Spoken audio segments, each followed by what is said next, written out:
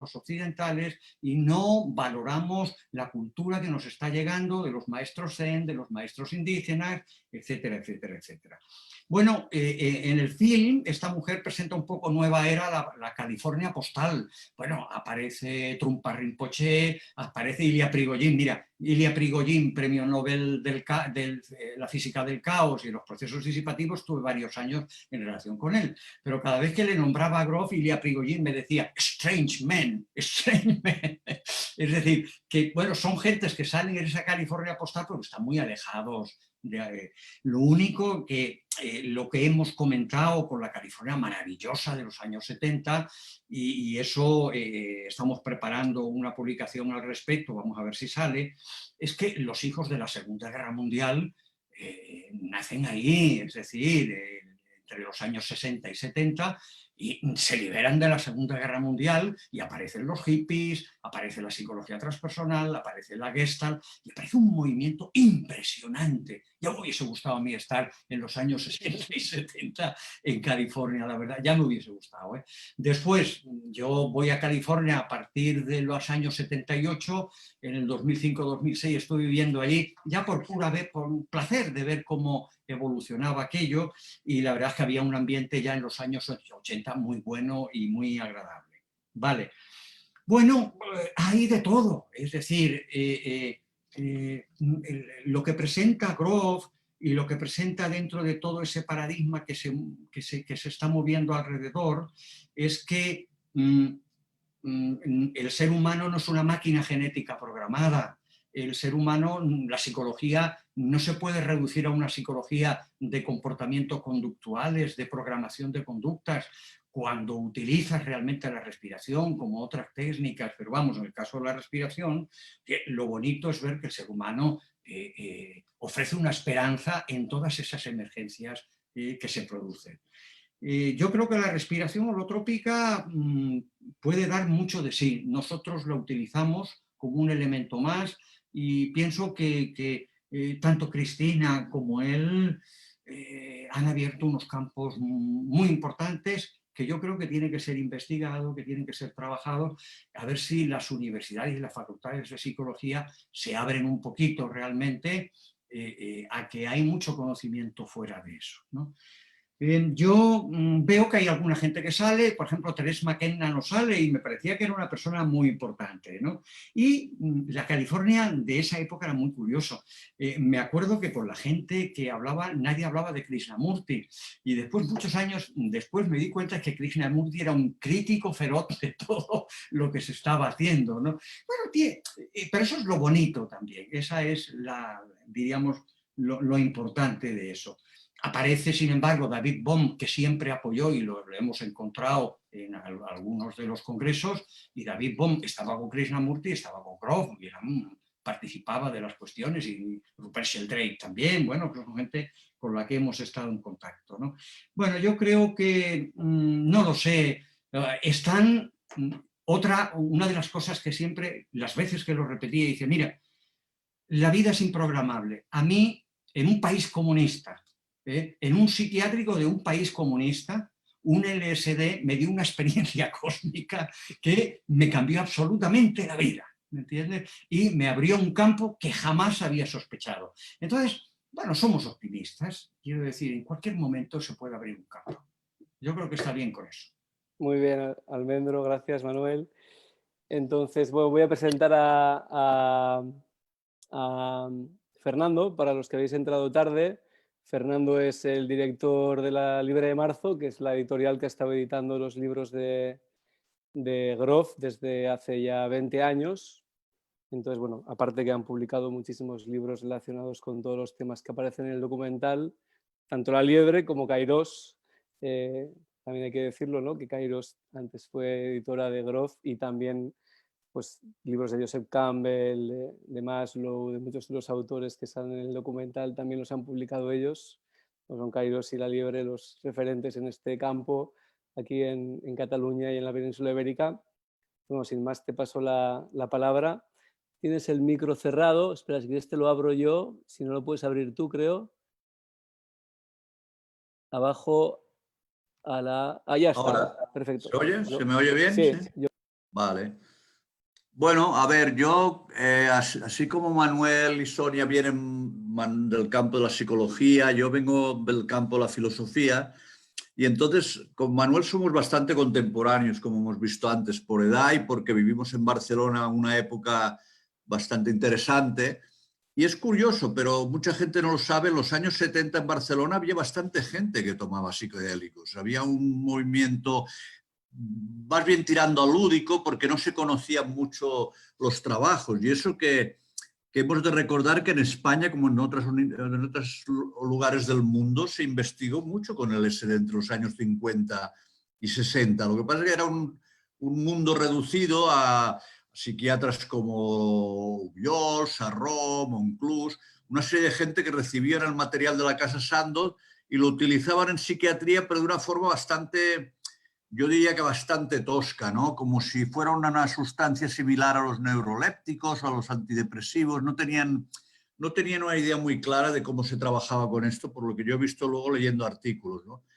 Entonces, en esta época que os hablo, que son los años 70, yo publiqué un libro que describe un poco esto, que es el de Juan Carlos Rousseau, que se llama Spanish Trip, que describe los dos áreas un poco, lo hace muy bien, describe la parte lúdica de los músicos, de la gente más contracultural, porque como te explica un poco esta mañana que hemos comentado algo, aquí llegaba mucho el LSD, alguno llegaba de América, de desertores de la guerra del Vietnam, que venían aquí, otros iban a Suecia, que era un país ya muy progresista que les daba asilo político, otros iban al Canadá, y aquí era la ruta que cogían para ir a Ibiza algunos o para ir a la India. Entonces, por el camino siempre quedaban sustancias, ¿no?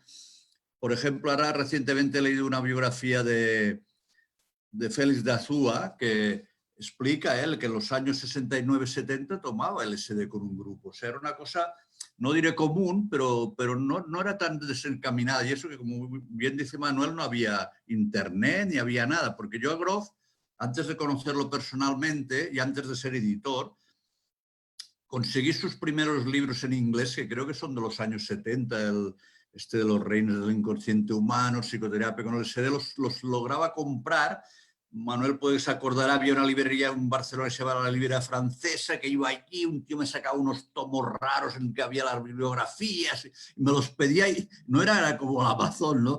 Te tardaban 3 meses en llegar los libros, pero bueno, yo como en aquella época estuve experimentando un poco con psicodélicos, me llamó mucho la atención porque vi que aquello era una cosa seria y lo único que empezó a llegar era un poco la línea Timothy Leary, que era más bien demasiada apología de estas sustancias y llegó a donde llegó. Y Grof se situaba en un camino intermedio, porque luego por el otro lado había gente excesivamente científica que en el fondo, cuando lees los artículos de la época de ciencia, tampoco daban tanto, ¿no? Porque no se pudiera hacer nunca trabajos bien diseñados como se están haciendo ahora, aunque yo creo que nunca se podrán hacer trabajos tipo doble ciego con sustancias y eso, habrá que buscar otras fórmulas con las neurociencias, con la neuroimagen, una serie de cosas para ir estableciendo unas líneas más de este tipo, ¿no? Bueno, y entonces los libros de Grof me ayudaron mucho, la verdad, porque yo entré en procesos de este tipo sin darme mucha cuenta y enseguida vi que esto tenía un potencial psicoterapéutico muy importante, ¿no? Y entonces, a mí, por ejemplo, yo creo que para mí lo mejor de Grof son los libros sobre sustancias, de psicoterapia con LSD, porque luego es verdad que la respiración holotrópica es interesante, pero pasa un poco como decía Gordon Watson, que él decía que detrás de toda la religión había un enteógeno, pero que cuando por razones políticas o ecológicas no había la sustancia, se pasaba a prácticas como el yoga y cosas así para intentar recuperar aquel espacio más místico, por decir así, ¿no? Y Grof hizo el camino de esta manera, ¿no? Cuando se le prohibió el uso de la sustancia, cogió la respiración.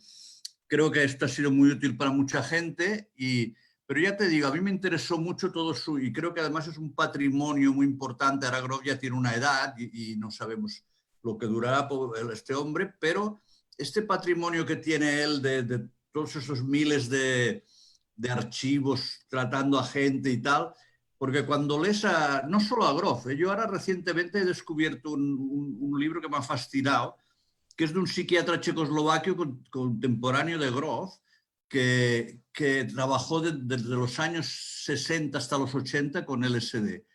Y claro, la descripción que hace él del tipo de terapias que hacían, yo creo que esto se ha de preservar, es alucinante. Primero, él habla de que hacía terapia psicolítica, que teóricamente sabéis que había una división un poco en esta y la psiquedélica.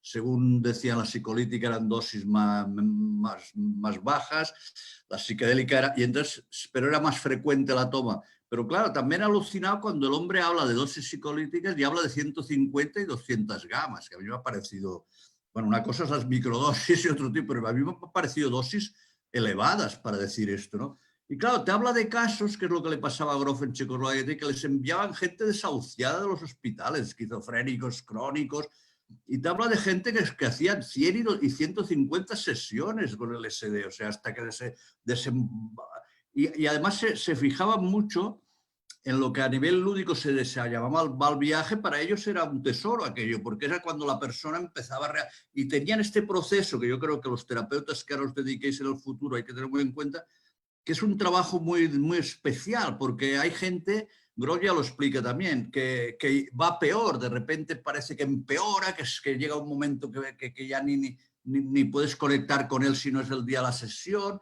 y luego se vuelve a recuperar. O sea, es un proceso de mucho, bueno, es muy complejo, ¿no? Y entonces otra área que esto se ha tocado es la del chamanismo, como dice muy bien, porque en esto Manuel tiene razón, hay unas tradiciones, tanto en Oriente como en Sudamérica, de una potencia brutal, ¿no? Porque yo, por ejemplo, estoy más interesado en el budismo y a raíz del LSD me llevó a la práctica del Zen, por ejemplo, porque comprendí que podías trabajar estas cosas de otra manera. Y tú te lees ahora tratados, por ejemplo, de Dzogchen tibetano del siglo XIV o así, y aquello es brutal. Son un análisis de la mente humana y unos procesos para llegar a la iluminación súper detallados, De hecho, ahora hace poco se publicó un texto de Nagarjuna en la Universidad de Oxford, y el hombre que lo tradujo, muchos filósofos le decían, hombre, pero si esto casi supera a Kant o supera a Wittgenstein y tal. Y él le decía, sí, sí, pero es que además no es que sea un libro de filosofía, es que es un manual de liberación esto, son manuales brutales, ¿no? Y entonces, claro, toda esta tradición, con Manuel hemos compartido un maestro zen buenísimo, el maestro zen coreano Seung Sa, y son gente que viven de un sitio que realmente aquí nos quedamos muy cortos normalmente, la gente que se dedica a meditar, y eso no profundizan hasta el momento que realmente entran en este espacio que no es ni vida ni muerte, no, bueno, unas cosas que no nos podemos casi ni imaginar, y solo nos las hemos podido imaginar a veces con el uso de sustancias o el que tiene una práctica profunda con esto, ¿no? Bueno, y para ir acabando también, porque ya, yo entonces ya me hice editor y me hacía mucha ilusión publicar a Grof, porque él me había ayudado sin darse cuenta con sus libros y entonces conecté con él. Era una época, no solo no había internet, me acuerdo, nos comunicábamos por fax, que es una cosa que ahora ya parece arqueológica. Y entonces, bueno, bueno, una anécdota que la explicaré muy rápido. Tuvimos un rifirrafe con Kairos precisamente porque cuando me comunicó conmigo quería publicar un libro que se llama El Juego Cósmico, y entonces yo le dije que sí, y le hice un contrato, le pagué un adelanto, y cuando ya lo estaba traduciendo me llama Agustín de Kairos y me dice, no, si este libro lo he contratado yo. Y digo, a ver, ¿cómo que lo has contratado tú? Si yo lo he contratado con el autor. Pero claro, Grof, que es un tío brillante, pero un poco despistado, se ve que los derechos los manejaba la Universidad de Nueva York, la SUNY Press, no sé qué. Y esto se lo habían vendido a Agustín. Y claro, Agustín no se quería bajar del burro. Y entonces Grof vio que ahí había un problema relativamente grave, porque yo podía hasta, entre comillas, haberle denunciado. Y entonces le dije, mira, vamos a hacer una cosa. Yo cedo todo, pero a cambio de esto me gustaría que a partir de ahora ser yo el editor tuyo y tal. Bueno, yo muy aliviado, porque se ve que allí le habían dicho que te has metido en un lío con 2 contratos, esto es un follón. Bueno, y a partir de esto fuimos conectando. Yo a nivel personal, bueno, lo he visto bastantes veces, hemos comido, hemos cenado, sobre todo cuando ha venido a España, básicamente. He estado con él muchas veces y es como decían mis compañeros, es un hombre, a mí como persona me gusta mucho, porque como editor he conocido mucha gente, psicólogos, maestros de todo tipo, y hay de todo, pero hay algunos que cuanto peor, bueno, cuanto menos saben, parece que son la hostia. Por decir, en cambio, Grof fue un tío amable, siempre me explicaba sus teorías. Por ejemplo, yo a veces le ponía pegas a algunas cosas. Le decía, hostia, es que a veces Grof abarcas demasiado. Que si el chamanismo, que si los místicos, que ya está bien, porque hay una línea de contacto en todo esto. Pero claro, de abarcar, es aquello que dicen que mucha abarca, poco aprieta. Hay cosas que ya hablas por encima, pero coño, cada cosa de estas es un mundo insondable, ¿no? Y entonces me parece bien que hables de todo, pero claro, a veces es un poco superficial el tema, ¿eh? Es como en Estados Unidos se da mucho libros sobre chamanismo que son un poco nueva era y de poco calado. Y entonces el tío me aceptaba muchas críticas. Me decía, bueno, esto ya me lo pensaré, claro, igual tienes razón, no sé qué yo pensaba. Tía, va a hacer caso a mí este hombre, que yo no soy nadie, pero que era un tío muy cercano. Y tuve bastantes, bueno, siempre que viene a España nos veíamos, estuve bastante con él. Un año también fue a Madrid a un congreso y vino con Cristina también. Y sí, me pareció siempre un hombre muy afable, me enseñaba las cosas nuevas que estaba preparando. Como persona, un 10, tú, es una persona y de gran cultura, en que ya digo, no, yo entiendo eso, que quería abarcar demasiadas veces porque no se puede ser un especialista en cosas tan grandes como chamanismo, la religión. Sí, se puede picotear y dar una visión de conjunto, que estas cosas se entrelazan, pero lo que era un hombre que es estudioso de estos temas, de la mitología, de los arquetipos junguianos, de todo esto, y de hecho hizo un mapa muy interesante de este tema. Y yo, para acabar, yo creo, ya digo, para mí sus trabajos con las sustancias han sido lo que más me gusta, y creo que si en el futuro, ya en el presente, se va a hacer este tipo de terapias, va a ser complicado, ¿no? Porque como también decía Manuel, son sustancias muy delicadas, o igual el terapeuta tiene entonces que alargar las cosas hasta, puede que no sabe ni hasta dónde, y no siempre sabemos cómo acabará.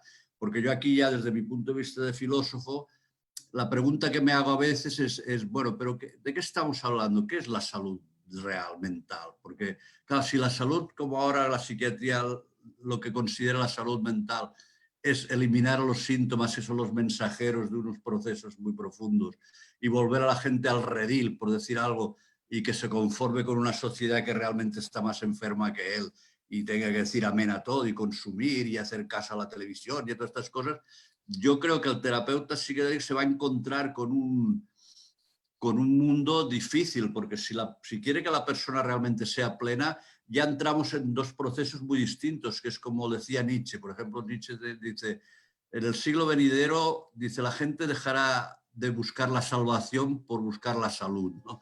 Y es un poco esto, hay dos mundos, hay el mundo este más de trascendencia, y hay el mundo de estar vivo en el mundo y medrar en cierto tipo de mundo, ¿no? Y ahí veo problemas. Y de hecho los psicodélicos, es cierto que en los años 60, 70, ya acabo, la última, causaron ciertas problemáticas y tal, pero también es cierto que en gran parte fue por su poder antirrevolucionario, en cierta manera, que a mucha gente, hasta que iba por suelta, entendió que había otras formas de vivir, que no de consumir, que más ecológicas, y de hecho yo creo que, de hecho hay documentos hasta del FBI que le advertía a Nixon, por eso se metió tanto con Timothy Leary, de que si no paraban esto, estaban poniendo al Estado contra las cuerdas, la gente de la contracultura, porque en el fondo fue un movimiento potente. Bueno, ya me callo, Iker. Luego sigues, pero... No, es que se hace tarde. Sí. Vamos a hacerlo más dinámico. Muy Bueno, bien. pues muchas gracias a los tres. Yo voy a intentar ser breve. Y entonces yo simplemente quería un poco, bueno, primero decir que el documental me ha parecido muy interesante, muy completo, ¿no? Realmente lo que decía Sonia, ¿no? De todo este material de archivo. Bueno, de hecho, Stan mismo y su mujer, Brigitta, su mujer actual, son productores, ¿no? Bueno, él aparece como asesor y Brigitta como productora. Entonces entiendo que han estado muy encima, en el buen sentido de la palabra, de realmente asesorar y ayudarle con todo el archivo fotográfico. O sea, a nivel simbólico el documental es increíble. O sea, todos los mandalas, todas las imágenes, todos los dibujos que aparecen realmente es muy ilustrativo, incluso yo creo que está pensado como para poder, cuando uno da clases o explica el trabajo de Grof, poder poner imágenes que a mí siempre me ha resultado muy difícil encontrar, ¿no? Las matrices, etcétera. A ese nivel es un documental muy educativo también, ¿no? Y yo quería un poco, y esto es como cosas que salen en el documental, pero que un poco quería comentar como las aportaciones principales de Grof, ¿no? Y yo para mí diría que si solo hubiera hecho una de estas 10 aportaciones que voy a mencionar, ya hubiera, quiero decir, se podía haber muerto tranquilo, ¿no? Y a pesar de haber hecho una, pues luego hizo otra y otra, ¿no? Que no sé si, bueno, por un lado seguro que tiene que ver con su genialidad, ¿no? De hecho, Grof se dice que habla 8 idiomas o 7 idiomas. Yo le he oído dar charlas hace 3 o 4 años en el mismo año en inglés, en checo y en alemán, o sea, y en inglés, bueno, inglés, checo y alemán. También habla ruso, o sea, entiende español, entiende francés, o sea, dicen que sabe leer en sánscrito. Yo oí que aprendió español, leer español para leer el Quijote, que no sé si es una anécdota o es real.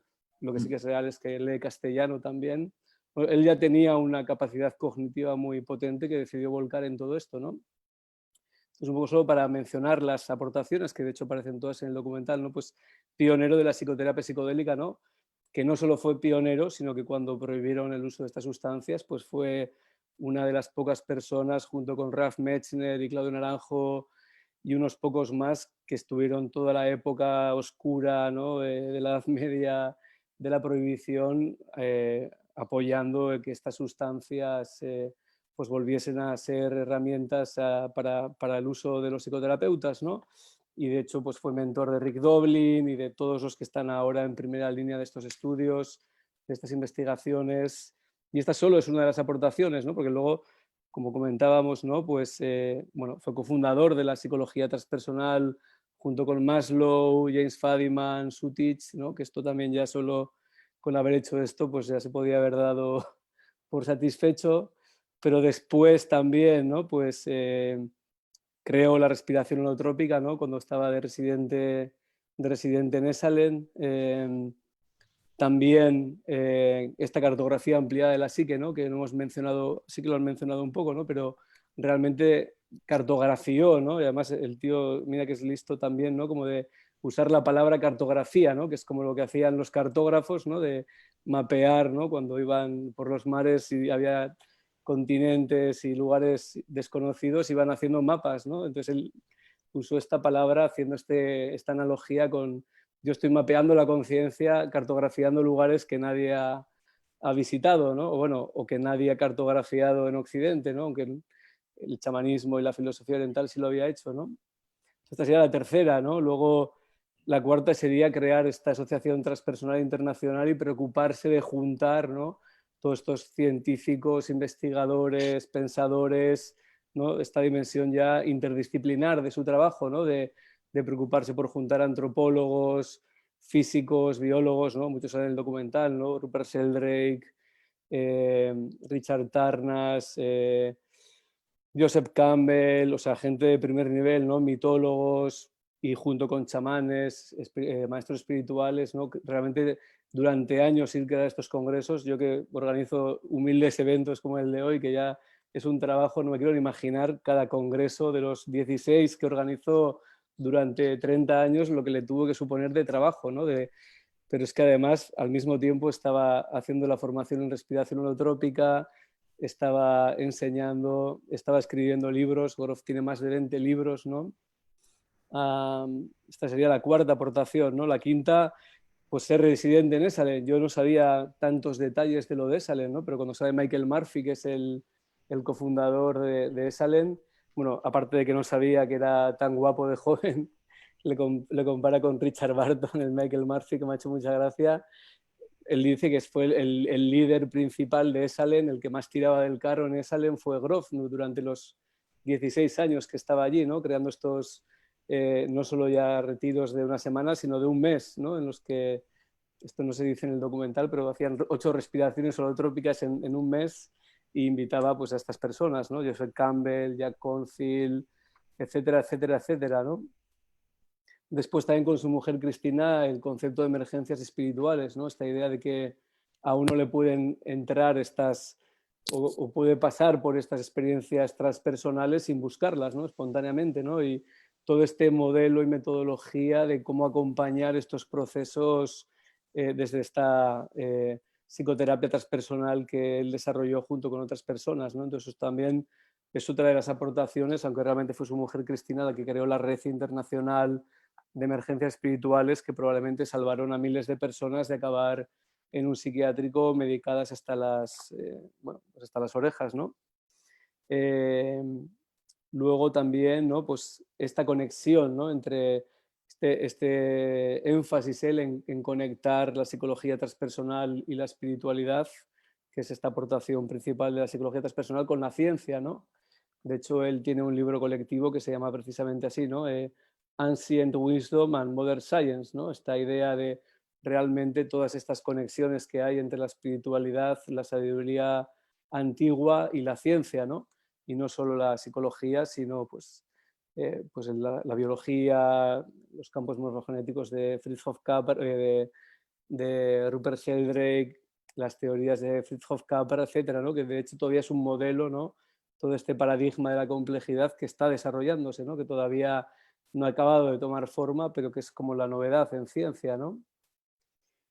Y después todavía le ha quedado tiempo, bueno, todo el tema del trabajo con la muerte, ¿no? Que uno de los últimos libros que escribió y publicó se dedica a este tema, el viaje definitivo, ¿no? Toda esta dimensión del trabajo con la muerte, del encuentro con la muerte, que implica a veces, ¿no? El trabajo con psicodélicos, el trabajo con respiración holotrópica, cómo acompañar a los moribundos, ya sea con psicodélicos o con otros métodos, ¿no? Realmente también esta es otra dimensión que Grof ha desarrollado mucho, ¿no? No solo él, pero también ha tenido tiempo para esto. Y por último, y esto sale en el documental al final, y a mí fue de hecho de las primeras cosas que leí de Grof, esta preocupación humanista por el tema de la crisis global, ¿no? O sea, yo hace 20 años ya le oí a Grof, pues todo lo que ahora está tan en boga, bueno, y también a Manuel, hay que decirlo, ¿no? Que hace más de 20 años que Grof ya hablaba, ¿no? Hay un libro colectivo que se llama La Revolución de la Conciencia, que el debate básicamente de, bueno, la crisis ecológica está aquí, si no nos espabilamos nos vamos a extinguir como especie, y es que esto ya era algo que era sabido hace 20 o 25 años, ¿no? Y Grof, desde ese lugar, ¿no? Pues él plantea, ¿no? Lo que yo puedo aportar, ¿no? Y esto lo dice en el documental al final, lo dice, estas técnicas realmente de transformación individual, si fueran aplicadas a nivel colectivo al suficiente número de personas en el tiempo lo suficientemente corto, todavía tendríamos una posibilidad de no extinguirnos, ¿no? O sea, porque es como en plan, es que realmente estamos ahí, ¿no? Y esto es como acaba el documental, ¿no? Que esto lo quería como señalar, ¿no? Realmente él dice, bueno, si nos damos prisa y realmente nos espabilamos y aceleramos el proceso de transformación individual y lo convertimos en una transformación colectiva, quizás tengamos alguna posibilidad de enderezar las cosas, ¿no? Entonces, bueno, simplemente quería como enumerar todas estas aportaciones. También comparto algunas de las críticas que han dicho Manuel, que ha dicho Fernando, pero realmente a mí me parece impresionante, ¿no? Por mucho que ya ahora tenga 90 años y haya tenido 65 años para hacer todo este trabajo, pues realmente haber podido abarcar tanto y haber podido hacer tantas aportaciones, ¿no? Y pasando ya más a lo personal, y quiero ser breve para que pueda haber preguntas de los que habéis visto el documental, ¿no? Yo quería comentar como algunas anécdotas, ¿no? Yo lo conocí en el 2006 en una charla que precisamente organizó Fernando Pardo cuando se editó y publicó el libro de la psicoterapia con LSD en castellano, y me acerqué a él. Bueno, de hecho yo no me atrevía, no, si llegó a ver este documental antes menos, porque claro, no sabía tanto como sé ahora de él, ¿no? Y me acerqué a él y es una persona que realmente, da igual quién seas, que te atiende con total atención y te presta toda su atención a lo que le estás diciendo, ¿no? Y es totalmente humilde como para escucharte y contestarte sin querer demostrarte nada de todo lo que sabe, ¿no? Realmente como ponerse en esa posición, ¿no? Y yo estaba empezando mi tesis doctoral y de hecho agradezco mucho ese encuentro y que organizas esa charla, Fernando, porque de repente nos llamaron y nos dijeron, oye, que Stan quiere hablar contigo de tu investigación, porque yo quería hacer una investigación sobre la respiración holotrópica, y nos citó para cenar. Después de ese, además nos fuimos a un sitio totalmente humilde, una hamburguesería, en plan, totalmente humilde, y él estuvo preguntándome qué es lo que quería hacer, qué cuestionarios pensaba pasar, me recomendó cuestionarios, me pidió mi correo, estuvimos mandándonos correos durante los siguientes meses. Luego sí que es verdad que él está súper liado y no está siempre encima, ¿no? Pero tener ese detalle en aquel momento que yo estaba iniciando fue muy significativo para mí, ¿no? Y para realmente enfrentar la tarea de hacer una tesis que, como Manuel sabe, pues es bastante pesada y titánica a veces.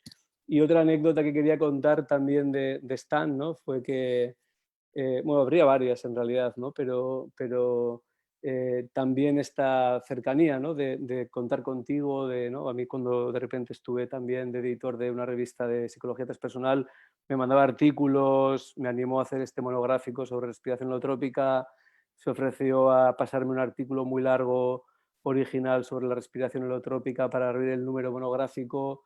Pues realmente tiene esta generosidad y esta cercanía, ¿no? que no se encuentra fácilmente. Yo que me he movido en círculos académicos, sobre todo, tenía profesores de mi facultad que después de 7 años de cruzarnos por el pasillo, yo todavía no me saludaban. O sea, estaba en el pasillo de enfrente y no te saludaban, ¿no? Y con Grof era una cercanía y una relación muy humana y muy real, ¿no? Muy auténtica, ¿no? Entonces, simplemente, pues podría contar otras anécdotas, pero realmente yo creo que estas ya son bastante ilustrativas, ¿no? De hecho, cuando defendí mi tesis, me llamó por Skype al día siguiente de defender la tesis, que también me quedé bastante alucinado de que, bueno, no sé ni cómo se enteró, bueno, creo que le quise invitar, ¿no? A que viniera, pero me llamó, ¿no? Para preguntarme cómo había ido, para decirme que qué bien que la había podido defender en una universidad mainstream, una tesis sobre transpersonal. Entonces realmente, no sé, es una persona como muy cercana, muy detallista y muy entregada, ¿no? Muy entregada a su trabajo y a su vocación, que como decían esta mañana y esta tarde muchos de los ponentes del evento del día, al final en este campo lo profesional y lo personal se acaban como fusionando hasta límites a veces que hay que desconectar, pero es así, ¿no? Que son al final no solo relaciones profesionales, sino también personales. Y bueno, también tengo mucho agradecimiento hacia Stan. Y bueno, pues esta es un poco mi intervención que quería hacer hoy. Y entonces, si tenéis alguna pregunta que queréis hacer, alguna intervención, podéis ponerla en el chat, podéis abrir el micrófono, aunque creo que va a ser más fácil que pongáis en el chat las preguntas. Entonces, de todas maneras, yo sí que quería, mientras aparece alguien que quiera preguntar algo, pues comentar algo, ¿no? Como para romper el hielo también de las preguntas, ¿no? Entonces voy a lanzar alguna frase o algún comentario del documental, y si queréis hacer algún comentario los tres ponentes de la mesa redonda. Por ejemplo, hay un concepto, ¿no? que se comenta en un momento, que es el de hold the space, ¿no? Que tú, Sonia, lo has comentado un poco, ¿no? El de sostener el espacio, ¿no? Y otro que están como unidos, ¿no? Hold the space y as long as it takes, ¿no? Que es algo que dice mucho Stan, ¿no? Todo el tiempo que sea necesario. Entonces, bueno, sobre todo si queréis, Sonia y Manuel, comentar sobre esto, que os habéis formado con él.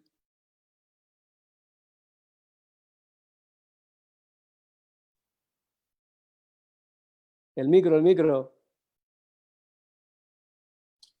Se oye ahora, ¿verdad? Sí, sí, sí.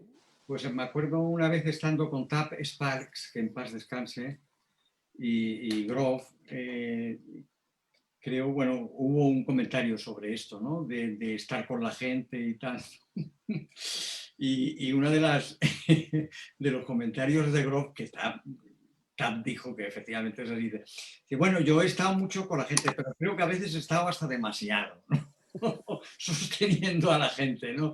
Y Tab le decía, pues sí, la verdad, porque hay veces que bueno, pues el hombre... a veces había unos seminarios con ellos en Sulphur Springs o en Poker Ranch. Al principio no tanto, ¿no? Pero podía haber allí respirando en algún momento 80 personas, ¿vale? 40 y 40, en fin, como... Y claro, la película habla de los exorcismos, pero que eso era el pan de cada día, allí sabiendo respirar a la gente, pues de los 40 personas respirando, había 15 que allí pasaba de todo, ¿no? Lógicamente, ¿no? Si hubiese venido un cura del Vaticano, diría, oye, pues esta es otra técnica también, que la podríamos utilizar, ¿no?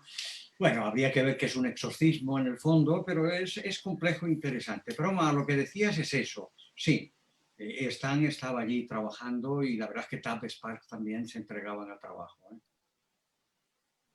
Yo, de hecho, por comentar también, yo he estado en talleres, como Sonia habrá estado, de 140, 200 personas y el último que salía de la sala era Stan. O sea, Stan se quedaba con la última persona que estaba con su último proceso. Yo le llego a ver 7 horas estar con una persona en un Insight and Opening en Nueva York que hizo con Jan Cornfield hace unos años. Stan y los facilitadores, Iker. Bueno, sí, los facilitadores, ¿no? Pero el último en salir, yo siempre le he visto salir a él. O sea, quiero decir, se iban antes Claro, los claro, facilitadores sí. que él, ¿no? Que se podía haber ido el primero con 80 años Por o con supuesto, 75 por años y dejar ahí supuesto, a los alumnos, ¿no? Pero por supuesto. Sí. ¿quieres Pero comentar algo de estas ideas? sí, porque cuando, perdona, porque por supuesto, es que él no Sí. se quiere ir hasta que, pero ese es el de lo que tome, lo que requiera el proceso, ¿no? Eso habla de eso. A mí me gusta mucho también que hayas nombrado el holding space, que es el sostener, que en realidad todavía me mueve, me conmueve y me saca lágrimas muchas veces en mis propios talleres y en otros entornos así, donde el concepto de holding space es sostener. Entonces es como una atención respetuosa para que cuando se hace entre dos, ¿no? Uno respira, otro cuida, ahí el cuidador está holding space, está sosteniendo el espacio, es decir, está cuidando de manera respetuosa, amorosa, sin invadir el proceso del otro. Entonces, el hecho de sostener un espacio también eres testigo, ¿no? A la vez. Entonces, es algo muy bonito. Yo creo que mucho tenemos que aprender en los comportamientos humanos, así, en la vida en general, la escucha. Es que es todo un arte, el escuchar, el poder estar presente, ¿no? Y eso es algo que a mí siempre me llamó la atención en la respiración y que valoro y que, bueno, luego pues es un concepto de muchas terapias, ¿no? Estás ahí para la persona que está en proceso. Entonces, bueno, gracias por traerlo porque creo que es muy importante. Y a la vez, muchas veces, por ejemplo, en los talleres, ¿no? Donde, bueno, en respiración hay primera, segunda, tercera hora de música, entonces en la segunda hora, que es música muy evocativa, la gente ya se ha calentado, digamos, ha entrado en estados más expandidos y claro, la música al ser evocativa a veces hay las aperturas, se mueven cosas y lo bonito, por ejemplo, para eso del holding space es cuando están los cuidadores, están sus respiradores, está la persona tumbada respirando y están los que están sosteniendo el espacio y a veces se ve que está la gente ahí, depende del tema de la canción, están sosteniendo el espacio y les ves que están con el Kleenex porque se está evocando cosas, se está moviendo cosas y entonces lo de holding space es la belleza de ver personas que van a un taller, por ejemplo, quizás no se conozcan y hay, bueno, la charla de entrada y sí se entiende ese proceso de estoy aquí para otra persona durante 3 horas, haga lo que, o sea, para el agua, para llevar, para dar la mano y cómo se ve esa sabiduría, se ve la sabiduría de comprender, de no juzgar, ¿no? Del que está sosteniendo ese espacio y cómo el ser testigo de procesos profundos a veces puede ser muy sanador. Mucha gente dice, es que para mí más que la respiración, lo que realmente a mí me movió y con lo que me voy a casa totalmente agradecido es de haber podido estar ahí para alguien y poder ser testigo de esos procesos. En fin, bueno, no quiero, me enrollo mucho. No, está bien, está bien. Porque podría hablar como me toca tanto. Es Sí. importante el set and setting, ¿no? Que se dice también, ¿no? Pero es importante, yo formando a terapeutas durante los últimos 20 y tantos años, claro, y es que no se trata de atender a una persona 10 minutos, sino a veces 3 y 4 horas. Ujú. Y nos hemos encontrado a veces con dificultades en gente que les tienes que llamar la atención por dos cosas, ¿no? Una es, estate por la labor. Es decir, hay gente, por supuesto, que como comenta Sonia, de pronto hay una identificación con el que está pasando por la experiencia y se convierten como en uno solo, por decirlo de alguna manera, y hay un trabajo conjunto. Pero hay veces que hay gente que se despista y se le tiene que llamar la atención porque hay que saber mantenerse, no 1 hora, 2 horas, 3 horas y las que sean.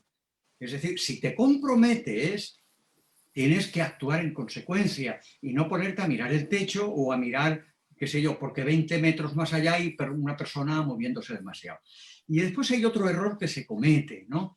Los que llevamos en el mundo clínico en todos los niveles trabajando, ¿no? Y hemos trabajado en hospitales, hemos trabajado y trabajamos en consulta privada y hemos visto un poco de todo, ¿no? Y hemos visto lo que es la psicoterapia y la psicología mecánica y la que es la psicología abierta, ¿no? Que propone Stan.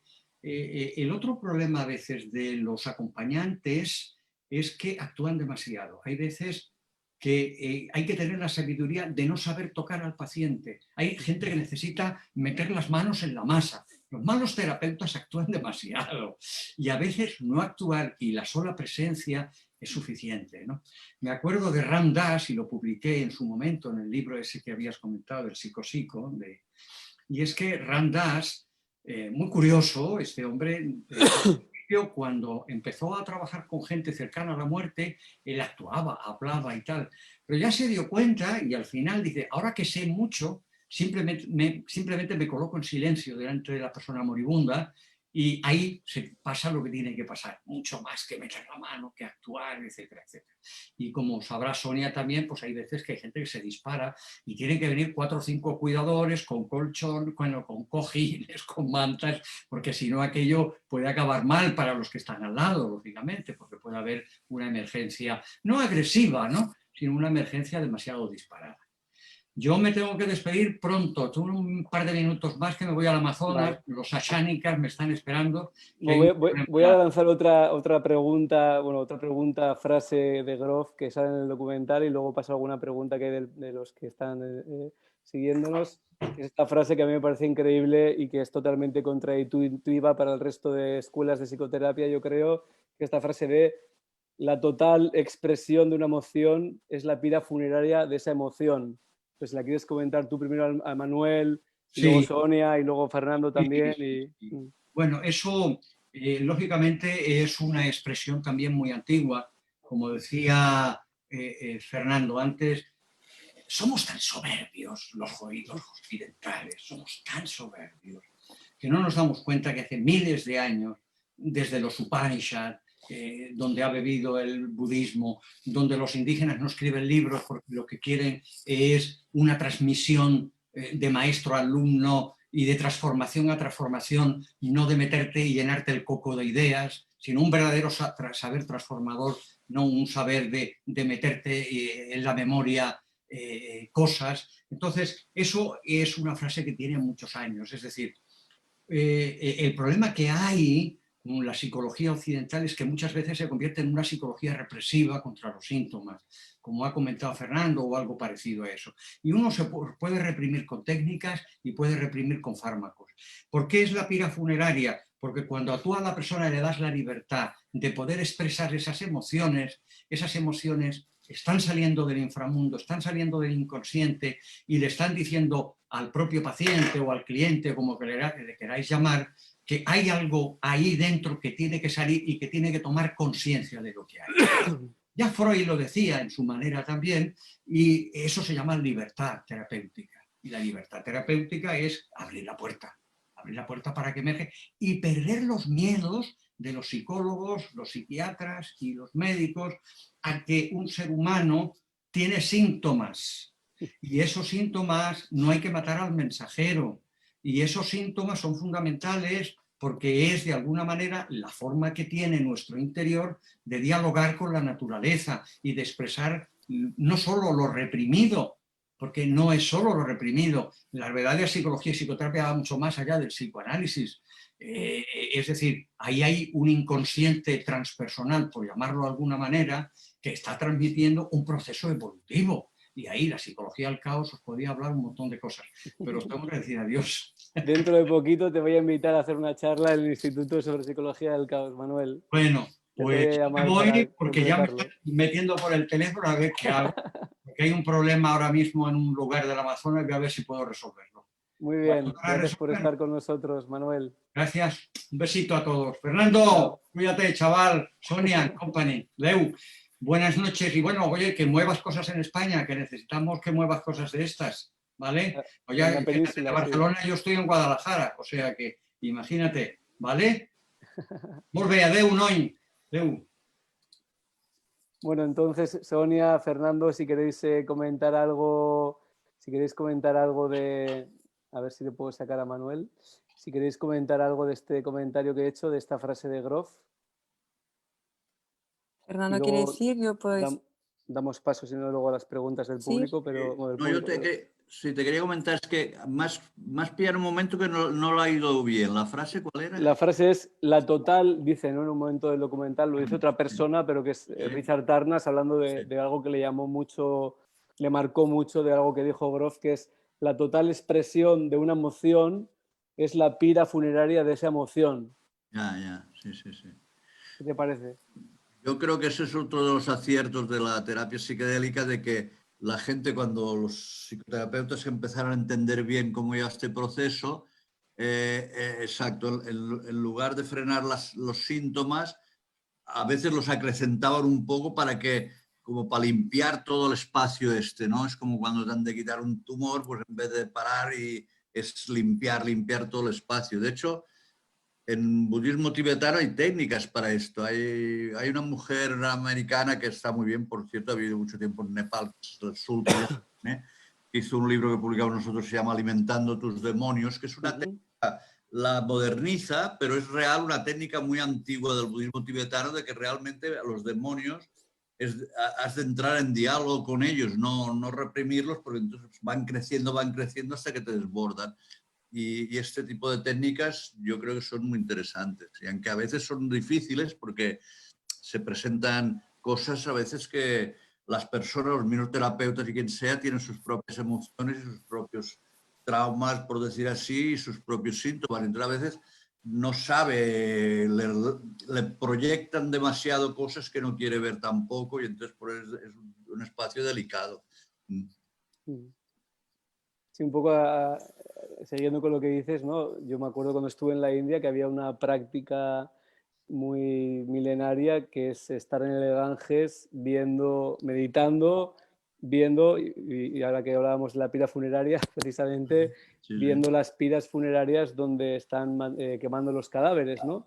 Y hay una práctica de meditación en la India que es ir al Ganges y estar semanas sentado en meditación viendo cómo queman los cadáveres y viendo cómo, ¿no? Pues llega el cadáver y se descompone y ver cómo se convierte en cenizas, ¿no? Y esto es una práctica meditativa precisamente para el tema de la muerte y de la impermanencia, ¿no? En el budismo creo que hay una parecida que era que los muertos los desmembraban y se lo daban a los buitres y se ponían a meditar viendo cómo los buitres se comían los cadáveres también, ¿no? Pues bueno, esta práctica realmente tiene sus diferentes vertientes, ¿no? Sonia. Pues yo creo que ya se ha tocado bastante. O sea, yo creo que es el principio de la respiración. Cuando estás como respirador, cualquier cosa que se sienta, quedarte, o sea, vivirlo, ¿no? Y respirarlo hasta que se vea lo que emana de eso. Que puede ser que la energía se mueva, se transforme, pero yo creo que sí, muchas enfermedades, ¿no? Vienen de cosas que están reprimidas y desde la perspectiva somática mía, pues lo vemos mucho en la respiración, como a lo mejor una persona te dice, tengo algo aquí, no sé qué, y uno ya sabe las instrucciones, la invitación a estar con eso, a poner nuestra mano, a respirar, y cómo todo se mueve. Entonces, Yo, por ejemplo, pienso que muchas veces la gente que tiene ataques de pánico, cuando la gente viene a mi consulta y no tiene que ver con la respiración, sino o tienen un ataque de pánico ahí mismo, enfrente mío, y yo les digo, tranquilo, que no te pasa nada, no te vas a morir, es tu cuerpo, es la sabiduría del cuerpo que está sacando cosas que tienen que salir. Y bueno, yo creo que es un concepto, el hecho de que las cosas que se sienten, o sea, o lo que se siente emocionalmente se tiene que sentir para que se transforme o que se vaya o evolucione. Yo creo que es algo que todos podemos entender, porque es bastante fácil el concepto, pero llevarlo a cabo ya es otra cosa. Entonces, bueno, eso es lo que quiero decir. Muy seguro que, como decías, ¿no? Que te lo has encontrado muchas veces, ¿no? En respiraciones, ¿no? Que realmente es real, ¿no? Claro, Simplemente dejando que las cosas se expresen, se liberan, ¿no? sí, pero claro, yo misma, o sea, si estoy ansiosa, digo, ¿y qué me pasa que estoy ansiosa? ¿Y por qué estoy ansiosa? Y entonces hay que bajar, hay que soltar, aterrizar, y Sí, a veces no respirar. es tan fácil. Todo Me recuerda respirarlo, eso a como una frase que decías. decía mucho Grof. Ajá, Sí, ¿cuál? respirarlo, claro. Una frase que decía mucho Ajá. Grof, que es un poco relacionada a esto, cuando mucha gente le dice, ¿y qué pasa si tienes una mala experiencia? Y él casi siempre decía, bueno, está este refrán, que no sé la verdad de dónde proviene, pero es como, if you're going through hell, no, la única manera, si estás en el infierno, es decir, si tienes una experiencia horrible, y te sientes que estás en el infierno, la única manera fuera del infierno es atravesarlo, ¿no? Que también para mí tiene mucho que ver con eso de tienes que estar con lo que toca estar. Sí. Voy a leer un comentario pregunta que podemos comentar. Dice Charlie White, dice, sorprendente la capacidad de Stan para relacionarse, un poco lo que estábamos hablando ahora, ¿no? Con la oscuridad del alma y el sótano de la psique. Me ha llamado mucho la atención su templanza y actitud tan curiosa ante esas emergencias espirituales difíciles. Se muestra sólido y cariñoso. No sé si queréis comentar algo sobre esto. Y también os animo a los que nos estáis escuchando que si queréis compartir alguna cosa más, preguntas, comentarios, podéis escribirlos en el chat, o ahora que estamos menos personas, si alguien quiere abrir el micro, puede hacerlo y preguntar, ¿vale? Pero si queréis comentar algo de este comentario. Yo creo que toca en lo que estamos hablando ahora últimamente, sí. ¿no? De que, o sea, cuando nos forman respiración, realmente es que cuando estás respirando todo puede ocurrir. O sea, la experiencia humana puede ocurrir, la conciencia humana, o bueno, ya sin meterte en lo transpersonal. Entonces, claro, esa templanza impresiona mucho. Y yo recuerdo que me tomó años decir, bueno, pues ok, tengo que confiar que esto es el sanador de esta persona, que tenemos equipo, tenemos herramientas, y que este contenedor, es decir, el estar apoyado con el contenedor de la respiración, que es bastante sencillo, sí permite que todo se puede dar siempre que se mantenga a salvo. Entonces, bueno, hay consignas también, ¿eh? La gente tiene algunas consignas donde si se dice stop tiene que redirigirse, y hay maneras de llevarlo, pero sí impresiona. Y bueno, no tengo mucho más que decir, que yo creo que por eso me fascinó este trabajo, porque yo tenía mis respiraciones y terminaba con mi proceso y volvía a la sala y me decían, ¿tú qué haces aquí? Y me sentaba en un rinconcito para ver lo que ocurría, para observar, ¿no? Para aprender, sí. Sí, entonces yo creo que cuando no se conoce tanto este trabajo puede impresionar mucho, porque es bastante dramático, ¿no? Cosas así. Como aquí hay otra pregunta, no sé si quieres comentar tú algo más, Fernando, sino aquí hay una pregunta que puede ser para ti. Dicen, ¿hay algún libro de Grof en el que explique su proceso de cómo se vio obligado a dejar su formación psicológica tradicional para reinterpretar en términos transpersonales las sesiones del LSD que dirigió en dicha transición? A ver, es un poco confusa la pregunta. Bueno, en realidad él no, bueno, sí, en realidad sí que pero no se vio obligado, se vio motivado, yo creo, ¿no? A cambiar de sí, bueno, paradigma.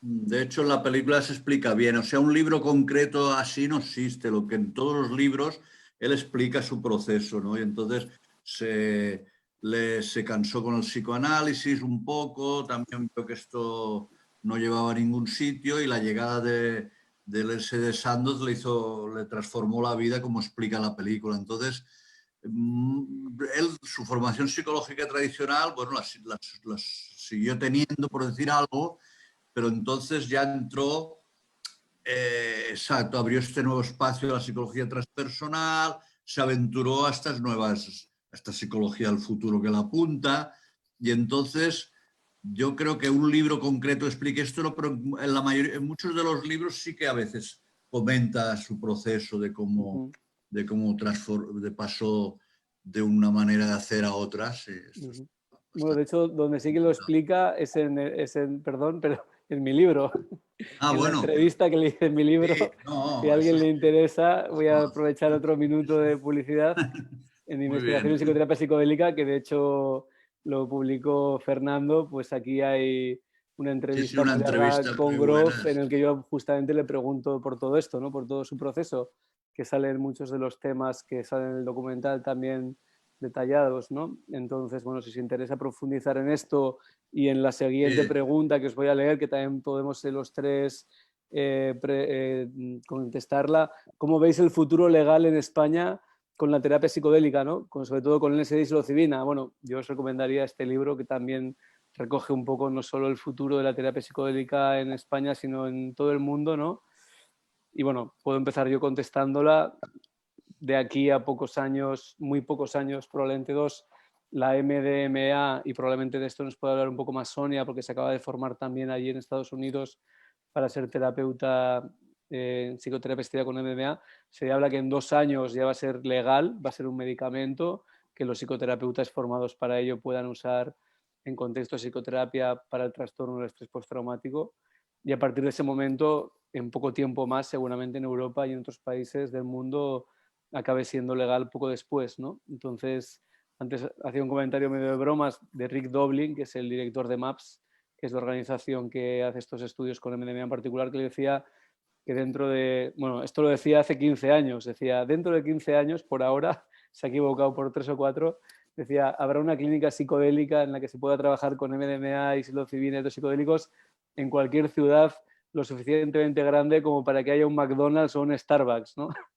Como diciendo, si hay más de 100.000 personas en un sitio, habrá una clínica psicodélica porque se va a popularizar, ¿no? Igual que ahora hay un centro de yoga en cualquier sitio, hay un centro de psicoterapia Gestalt o de psicoterapia humanista, pues dentro de unos años habrá un centro de psicoterapia psicodélica, ¿no? Entonces realmente no falta tanto, y antes también lo comentaba a la mañana y al mediodía, que ya hay 2 estudios de psilocibina para la depresión resistente al tratamiento en Barcelona. Hay una clínica de ketamina para la depresión que ya trata pacientes en Madrid y otra en Mallorca.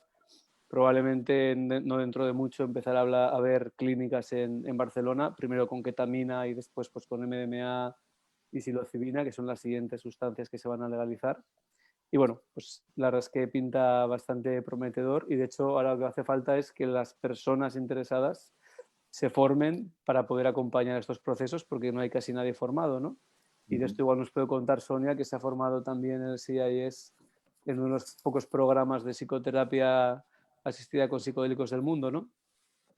Sí, bueno, ahí no me formé en lo de CIAS, sino que claro, como no pueden utilizar sustancias porque no está permitido, entonces utilizan la respiración para que los estudiantes puedan tener esa Ajá. experiencia de sostener el espacio, el holding space, y tener la experiencia también de estar con estados no ordinarios o expandidos de conciencia.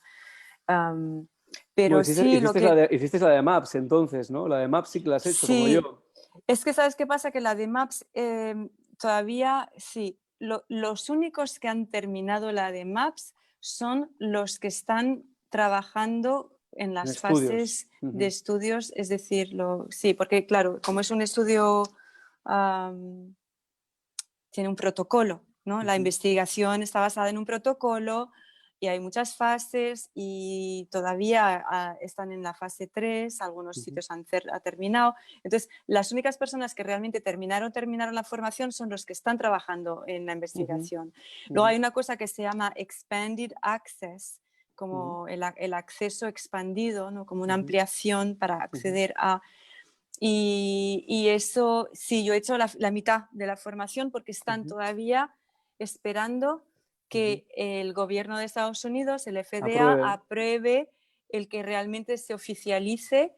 Y entonces ha habido todo un, pues eso, hay gente que, claro, hay mucha gente que quiere hacer la formación, hay muchos médicos que quieren hacer la formación porque realmente para formarlos, o sea, para que de la manera en que lo están haciendo en MAPS, y es lo mismo, es como una réplica de lo que está haciendo en la investigación, donde hay clínicas, donde pues es como una clínica, la persona, como son procesos fuertes, tiene que dormir allí, tiene que haber cocina, tiene que haber baño, tiene que haber una persona que se cuida por la noche, tiene que haber un equipo que está basada en un psiquiatra o un doctor, y los psicoterapeutas que están formados para sostener el espacio, para hacer eso. Lo que sí, entonces en España yo no sé, en Estados Unidos estamos esperando. Ojalá que lo que has dicho tú sea verdad, Iker. Pero una cosa que sí me gustaría comunicar aquí, ¿no? Es que para volver a Grof y el tema de hoy, todo el protocolo de la investigación, porque claro, al haber hecho la mitad de la formación, pues eso es, vale, la primera parte, léete el manual, cuál es el protocolo, cómo siguen las directrices de trabajar con las personas, cuál es el rol del terapeuta, todo eso está en un manual. Y lo que a mí me sorprendió muchísimo, bueno, y no me sorprendió tampoco, pero no dejó de sorprenderme, es que estaba leyendo online, pero es como que es que tenía el libro y es que se me caía de las manos. O sea, yo decía, y claro, Rick Doblin, el creador, y también los de tu libro, la pareja Michofer, son formados en respiración. Y claro, como es una familia pequeña, pues yo también los conozco, que no tiene mucho de relevancia, pero sí la tiene por el trato de decir, bueno, es que es toda la formación de respiración holotrópica está detallada, está desmenuzada, y es el protocolo que se están siguiendo para trabajar con el MDMA, que yo creo que ya llevan 15 años en el planeta entero. Entonces, todos los, no sé cómo lo llaman, pero bueno, los cursos pilot, no son cursos, pero los programas de investigación se hacen sobre 5 años, hubo en varios sitios, ¿no? del planeta, y siguen lo que se hace en la respiración, que a mí lo que me fascina es eso, la atención, el cuidado, claro, con enfermera, con mucho, o sea, están monitoreando todo la parte fisiológica, pero bueno, que lo que sí lo que siguen es eso, 3 sesiones de preparación para que la persona, ¿no? Veteranos de guerra, lo que sea, lo de la investigación, haya una preparación, un entendimiento de lo que se va a hacer durante esas sesiones, las sesiones, 3 sesiones de integración, otra sesión, o sea que no es que la gente se tome DMA y toma, sino que va a ser muy puntual y normalmente, y lo que no sé, y son preguntas que se hace, porque claro, luego la gente abrirá clínicas cuando ya hayan cumplido con todo el protocolo de la formación, ya está el equipo formado y el lugar adecuado, y ahora son personas que no han sido, digamos, no han respondido positivamente a la medicación acompañado de un tratamiento psicoterapeuta. Entonces, es una manera, claro, como es investigación, lo limitan mucho. Lo que no sabemos es cuando se abra esto, de qué manera la persona de a pie que tiene depresión o que tiene estrés postraumático, porque, bueno, ¿quién no tiene de alguna manera alguna experiencia de esas, ¿no? Traumática. Entonces, esa es mi... Bueno, es muy interesante lo que has dicho, que sí que está muy basado en la respiración holotrópica, pero bueno, yo que le he investigado mucho a Grof, es que la respiración holotrópica sale de la psicoterapia psicodélica que hacía en Spring Grove. Entonces, el Grof, o sea, llevó lo que hacían en Spring Grove, la música, los dibujos de mandalas, el acompañamiento a la respiración holotrópica, bueno, y ahí lo acabó de pulir, ¿no? En su estilo, ¿no? En 40 años. Y después ahora lo ha traído de vuelta, ¿no? Lo de Spring Grove 3.0, ¿no? El 2.0 sería la holotrópica, el 3.0 son estos, ¿no? protocolos, o sea que al final son primos hermanos, ¿no? La holotrópica y la psicoterapia psicodélica, porque las dos cosas salen de la misma persona, que es Grof, ¿no? En este caso, ¿no? Bueno, Grof y todos los que colaboraron en Spring Growth, en realidad, ¿no? ¿Tú quieres decir algo del tema de la psicoterapia psicodélica, Fernando?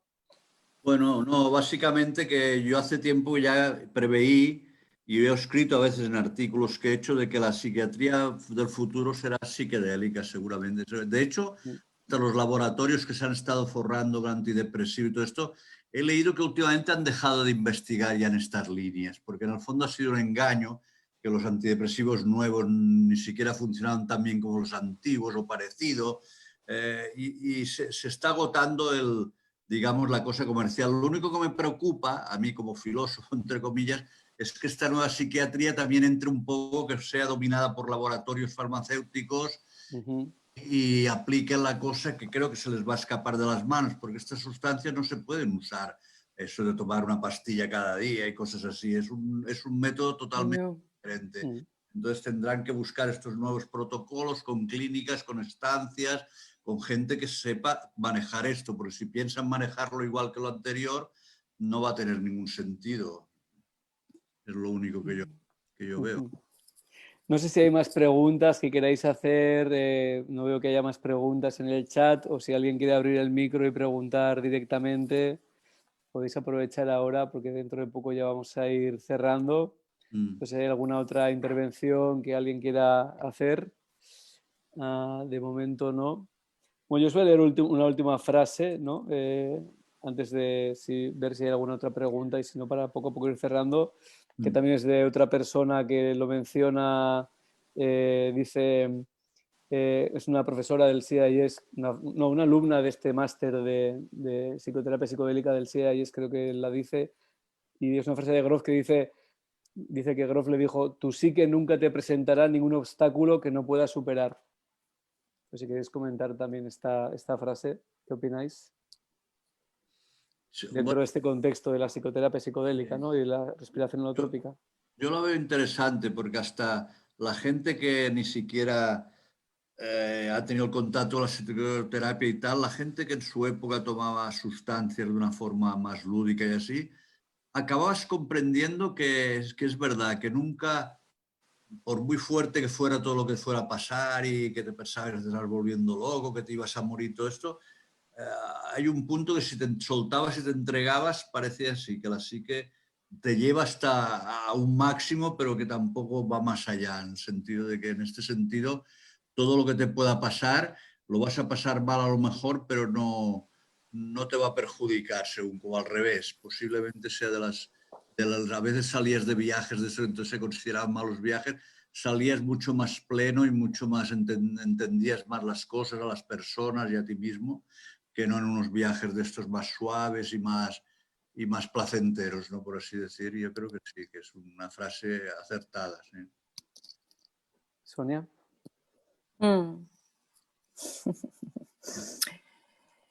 Estoy totalmente de acuerdo, Fernando, contigo, y a la vez, claro, como, o sea, desde esta perspectiva, sí, por supuesto.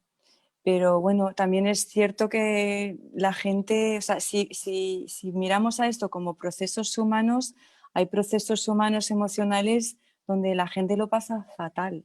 Sí, o sea, hay depresión, la gente se suicida, la gente entra en unos espacios muy, muy, muy, muy, muy, muy difíciles. Entonces, sí.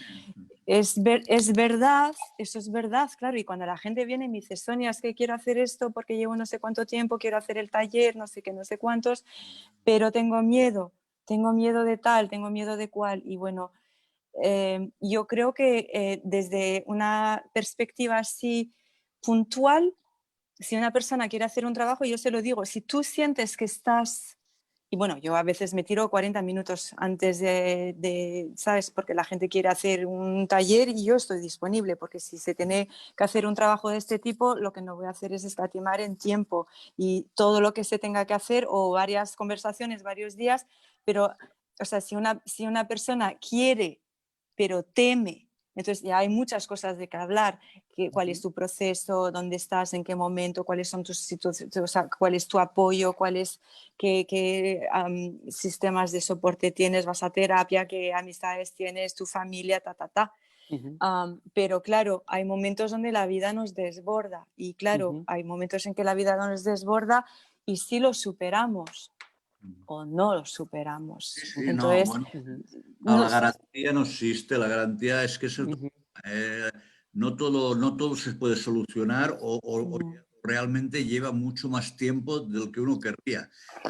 También es verdad exacto. que no se explica la cantidad de gente que se ha suicidado y ha tenido muchos problemas con la otra línea de la psiquiatría. Eso se silencia mucho y entonces cualquier pequeña cosa que pasa con los psicodélicos se aumenta, Exacto. hace una exageración cuando lo otro se silencia un montón, ¿no? Y la cantidad de gente que sufre de todo tipo es inmensa, claro. Y son procesos que hemos de tener muy, muy en cuenta y mucho respeto por ellos y mucha comprensión y Sí. pasión, porque es esto de lo que se trata precisamente, del ser humano que sufre e intentar pues ayudarle en este proceso. Sí.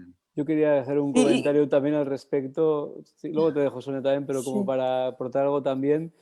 Claro, yo creo que eso, la depresión, los suicidios, pero eso le pasa a la población general, ¿no? Sí. De hecho, hay dos estudios recientes o tres, ¿no?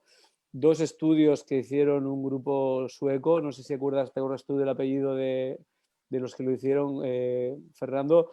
Bueno, dos estudios que cogían datos de una encuesta que hacen en Estados Unidos cada año, la encuesta Gallup, pero no sé cómo se llama, y la cogieron la de los últimos 25 años, y entonces miraron correlaciones entre problemas psicológicos, suicidio, psicosis y consumo de psicodélicos, ¿no? Y no es que encontraran que los que consumían psicodélicos tuvieran más problemas psicológicos, es que encontraron lo contrario. Que el porcentaje de personas con psicosis, con depresión y con intentos de suicidio en las personas que tenían un consumo de psicodélicos era menor. Entonces, la conclusión a la que llegaban era que los psicodélicos prevenían, ¿no? Que era como una especie de tratamiento homeopático, ¿no? Que uno enfrentarse a experiencias tan profundas y difíciles, ¿no? Estos malos viajes que hablaban en el documental, ¿no? El poder desarrollar recursos, ¿no? Durante los viajes y las experiencias profundas para poder salir de ellos, cuando luego te pasa algo en la vida cotidiana es que te parece una tontería. Bueno, y cuando te parecen cosas gordas, pues no te parece una tontería, pero dices, bueno, si pasé el viaje de 12 horas que me parecieron 500 años y que me desmembraron el cuerpo y morí y renací 5 veces, pues seguro que paso de esta, aunque tenga 2 años, ¿no? Claro. Y con los estudios de psilocibina de la Johns Hopkins pasaron a cuestionario y lo mismo, ¿no? Encontraron una correlación negativa entre suicidalidad y consumo de psicodélicos y de psilocibina en particular. O sea, que había menos intentos de suicidio y suicidios consumados entre las personas que habían tomado psicodélicos y psilocibina en particular que entre la población general, ¿no? Había una diferencia significativa además, ¿no? Entonces yo esta frase la pongo en ese contexto, ¿no? De que si uno, después de este cribado que dices tú, que es tan importante, ¿no? No dejárselo hacer a cualquiera, ¿no? Porque está claro que ni los psicodélicos ni la respiración holotrópica son para cualquiera, ¿no? Alguien que tenga, ¿no? Grof mismo desaconseja, ¿no? Para psicosis, esquizofrenia, incluso trastornos bipolares, trastornos límite, es muy delicado, ¿no? Si no hay una muy buena estructura que le rodee, ¿no? Familiar, social, vínculos, tiempo, ¿no? Para poder estar con el proceso después, él lo desaconseja, ¿no? Es el primero que lo dice, ¿no? Entonces, bueno, si después de ese cribado, ¿no? Pues las personas neuróticas, ¿no? O con ciertos problemas psicológicos realmente llegan a la experiencia, yo creo que esto sí que sería más realista, ¿no? En esos casos, ¿no? Ya de esta muestra que serían las personas que llegan a las experiencias, ¿no? Claro. Sonia, Yo es que decir algo. sí, es que lo que quería decir es que no sé si yo di la impresión o si fui torpe en la manera de explicar No. que de asociar lo de los suicidios y eso con psicodélicos necesariamente, no, sino o sea, la experiencia humana No, ¿no? está claro que Dentro de no, los no contextos de siempre vida. las personas sienten que pueden sostener las Claro. cosas en la vida, eso está claro, sí, sí. Sí, de ahí la responsabilidad tan grande de tener el rol de una o sea, tener un grupo de 18, 10, 20, Ujú, o sea, cuando yo soy, por ejemplo, la que llevo el grupo, es que el tiempo que haga falta lo voy a usar y luego hay ujú, formularios de médicos que se ujú. mandan, ¿no? O Sí, sea, sí, que sí. tienen que responder y está claro que yo, o sea, claro, es que llevo desde el 96 con, Ya, con sí. este trabajo, entonces, y sigo queriendo hacer más con el MDMA y está claro que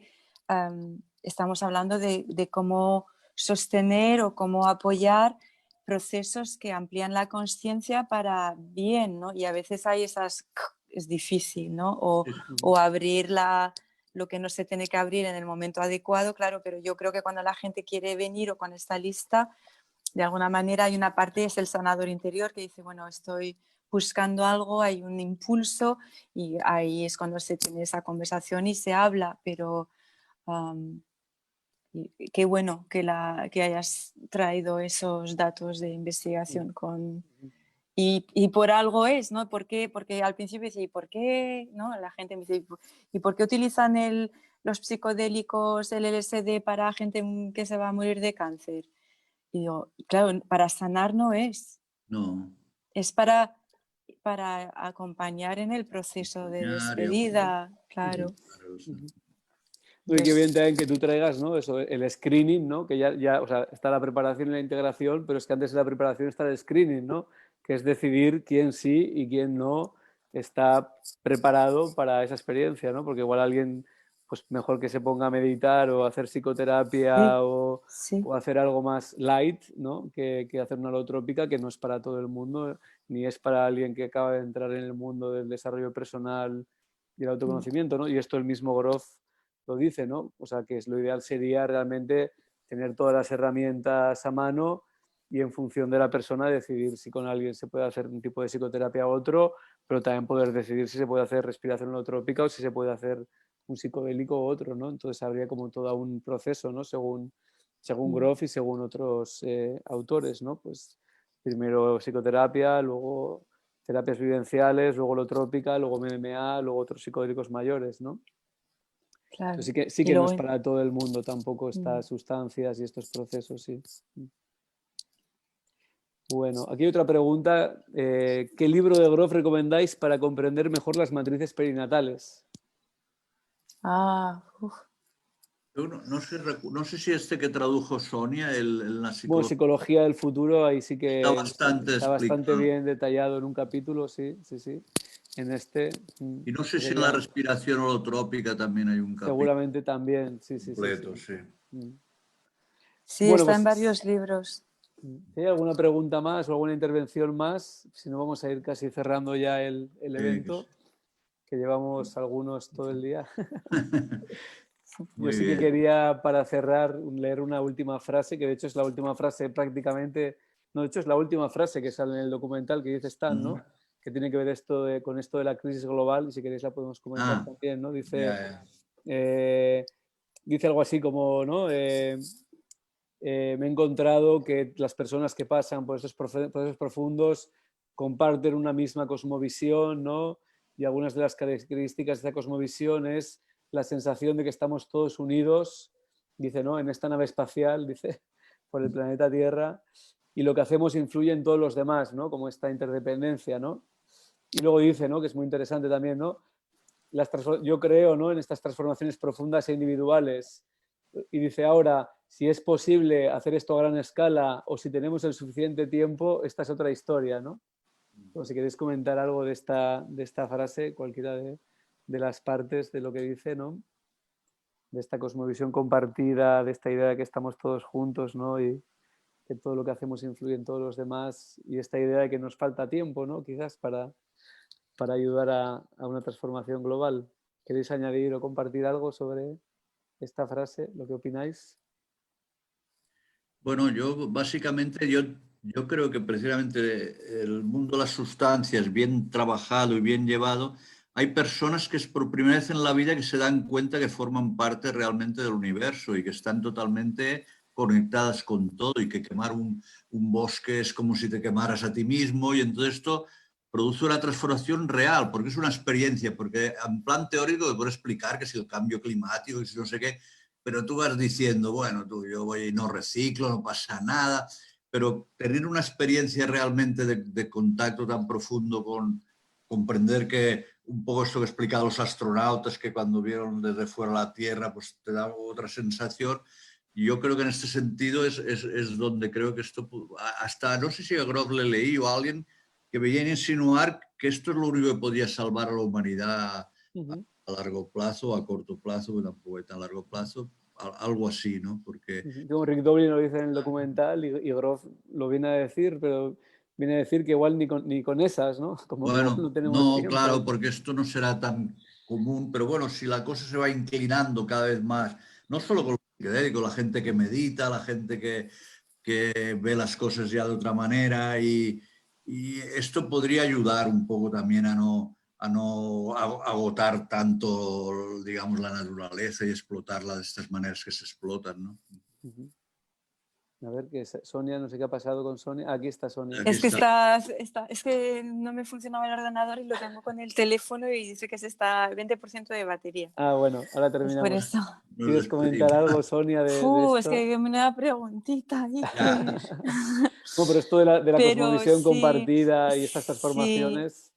Es que, claro, es algo que está presente y qué bueno que lo hayas sacado porque lo has comentado antes también y gracias por eso, porque sí que es verdad que tiene o sea, expande más a eso, ¿no? A la parte pues de lo que está ocurriendo aquí ahora y de la condición humana. Entonces, claro, a mí me suena, o sea, me resuena en el sentido de que claro, todo impacta todo, ya entramos en terminología de física cuántica, ¿no? Que para mí es súper interesante también, más con las investigaciones que se pueden hacer hoy en día.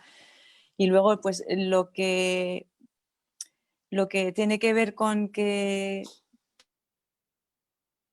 tenemos tiempo, o sea, está claro que todo lo que tenga que ver para mí con una atención a la consciencia, a los procesos de consciencia, nos abren a no estar mirando a nuestro ombligo, lo primero, ¿no? De que hay más aparte del yo y de que no podemos ser tan egoístas y que todos somos egoístas porque somos seres humanos, ¿no? Entonces miras lo tuyo y a mí que no me molesten, pero claro, yo estoy viendo muchos documentales últimamente porque claro, todo lo que está ocurriendo está aquí en plena cara, o sea, nos está salpicando, estamos en ello, estamos en el barro. Trump terminó, ojalá, ¿sabes? Es que ya nos metemos en políticas de cómo están llevando el planeta los que están en los gobiernos. Pero yo creo que la gente tiene muchas ganas, si a la gente le dieran maneras concretas de contribuir, tangibles, la gente lo haría, participaría. Lo que pasa que no sé, es una cuestión muy grande, ¿no? Es enorme, es política, es poder, es avaricia, es el 1%. Y luego yo creo que, claro, los vecinos, los amigos, la familia, somos muy también personales, ¿no? Es nuestra naturaleza. Entonces, ¿cómo se puede solucionar esto? No lo sé. Y, Bueno, es que o sea, no claro, es ¿cómo lo voy a fácil. saber? Pero claro, pero son buenas preguntas, ¿no? Sí. Entonces yo creo que para mí hay una parte que es pesimista, de decir, bueno, esto hay tiempo. Ya. O si hay tiempo, ¿cómo lo usamos el tiempo? No lo estamos usando bien. Y luego, Ya. pues la parte de la conciencia y global, pues sí, claro. Como Richard En fin. Tarnas también dice en el documental, ¿no? Esta idea de que la incertidumbre es necesaria, ¿no? En un proceso de iniciación o de muerte y renacimiento, ¿no? Tarnas tiene un artículo y lo menciona en el documental, ¿no? De la noche oscura del alma colectiva, dice, ¿no? Como una muerte y renacimiento colectiva que igual nos está tocando vivir, ¿no? Entonces, bueno, pues en una muerte y renacimiento pues puedes renacer o no, ¿no? Entonces es como este punto de, aunque bueno, los que hemos pasado por algunas sabemos que se puede confiar en el proceso, ¿no? Pero realmente es una muerte y renacimiento, ¿no? Entonces, mira, justamente pregunta José Luis también, ¿no? Podríamos decir que los psicodélicos aceleran o facilitan la evolución de la conciencia. ¿Cómo puedo empezar yo con esta? Bueno, según Grof, ¿no? De hecho tiene otro libro que se llama La evolución de la conciencia, colectivo de muchos autores de los 80 incluso, ¿no? Y ya planteaban esta crisis que hoy en día está tan clara, y en aquella época eran los visionarios los que hablaban de esto, ¿no? Y luego está el de la revolución de la conciencia, que es del 99, con Ervin Laszlo y Russell, no me acuerdo cómo es, Peter Russell y Sí. prólogo de Ken Wilber, ¿no?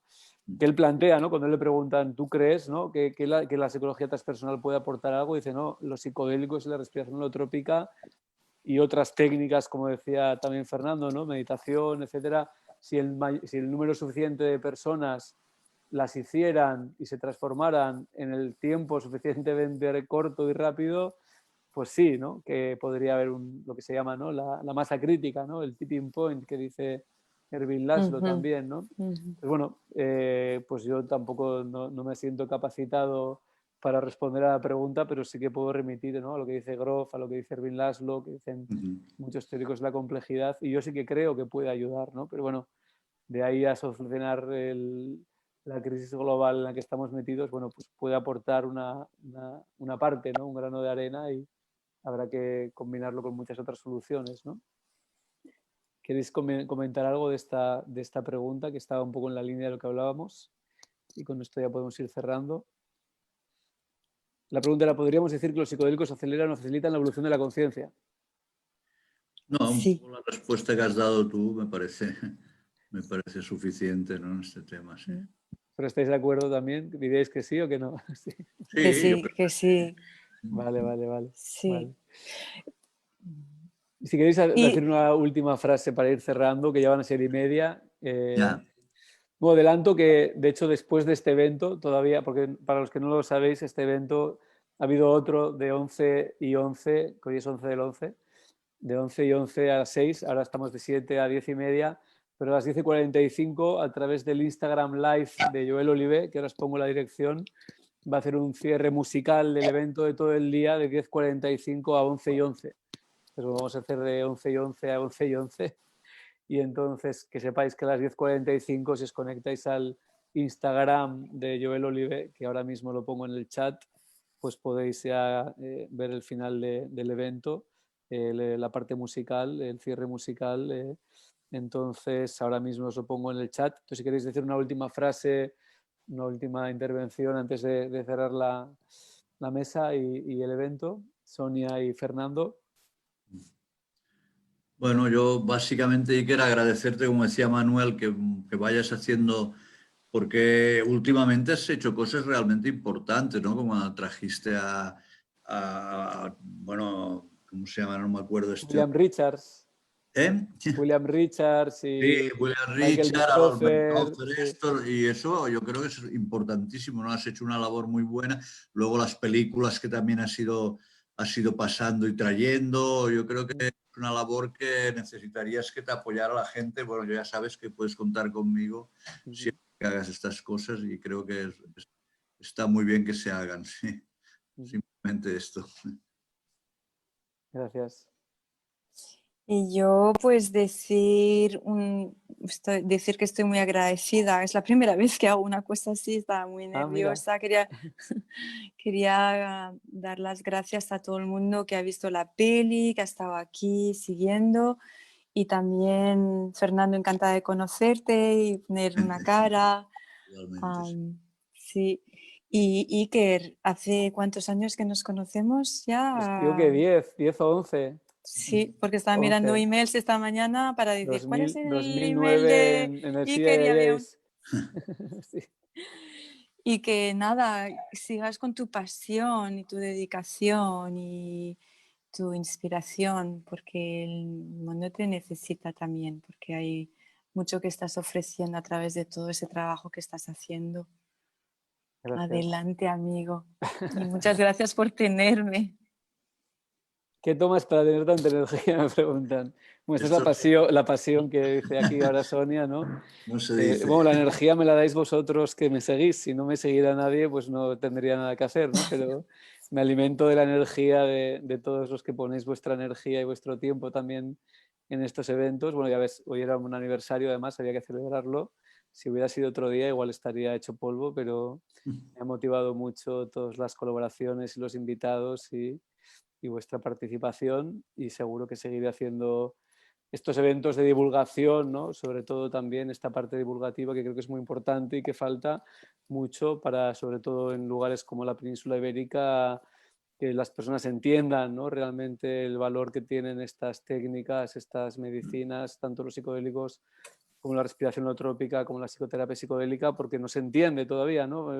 Bueno, yo cuando hice mi tesis doctoral en la Autónoma, pues realmente estuve 7 años y me fui de allí y jamás me han invitado ni a dar una charla ni nada porque no, o sea, no les impactó ni lo más mínimo, les rozó ni la piel, o eso es lo que creo yo, ¿no? Pero realmente sigue sin haber nada de esto en los programas de psicología de las facultades, ni en los programas de medicina, ni en el colegio de psicólogos, aunque en el colegio de psicólogos he de decir que sí que nos han invitado alguna vez a presentar el libro, por ejemplo. Entonces, bueno, yo que esta parte divulgativa es necesaria y espero que otras personas se animen a hacer lo mismo porque es necesario y hay mucho por hacer y por construir. Y nada, pues agradeceros a todos los que habéis colaborado en esta charla, en la mesa redonda, en el evento del resto del día, a los que nos habéis seguido, a los que habéis estado en el documental. Y nada, pues espero que sigamos celebrando muchos eventos como este y muchos aniversarios. Y nada, y solamente deciros que Joel, pues en 10 minutitos, si todo va bien, pues en el Instagram, aunque tenéis que tener Instagram, me parece, para poder seguir el Instagram Live que va a hacer musical, aunque igual si bajáis la aplicación de Instagram y buscáis a Joel Oliver, no tenéis que tener ni cuenta, no lo sé. Y bueno, pues entonces este va a ser el cierre de esta noche y este día. Y bueno, pues agradeceros una última vez. Y bueno, también decir, siguiendo un poco lo que decía Fernando, si alguien quiere contribuir económicamente a futuros eventos de divulgación, yo estoy encantado como persona y como director del Instituto Transpersonal Integrativo a recibir cualquier ayuda para este tipo de eventos, no para mis vacaciones, sino para realmente eventos divulgativos. Pues quien quiera conectarme para ello, pues lo puede hacer también, ¿no? Y entonces, pues muchas gracias a todos. Gracias a Grof por la gran inspiración también. Y nada, nos vemos en otra ocasión. Muchas gracias. Voy a cerrar ya. Entonces... Vale.